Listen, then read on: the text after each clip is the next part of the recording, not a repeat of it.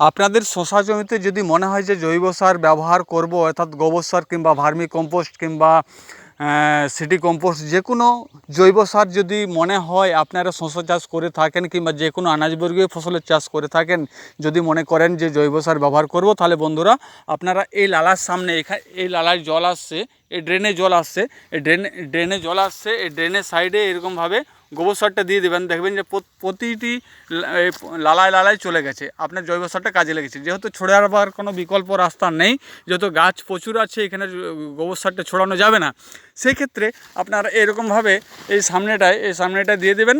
দিয়ে জল যখন আসবে, জল যখন পাবেন, তখন কিন্তু এইগুলো গুলো হয়ে পুরা ড্রেনটায় বুলে যাবে। তাহলে কিন্তু আপনাদের জৈব সারের ঘাটতিটা এই জমিতে অনেকটাই পূরণ হবে এবং গাছ প্রচুর শিকড় বৃদ্ধি হবে। আপনারা জানেন জৈব সারের কতখানি প্রয়োজনীয়তা। ভিডিওটা অবশ্যই লাইক করুন আর চ্যানেলটি সাবস্ক্রাইব করুন।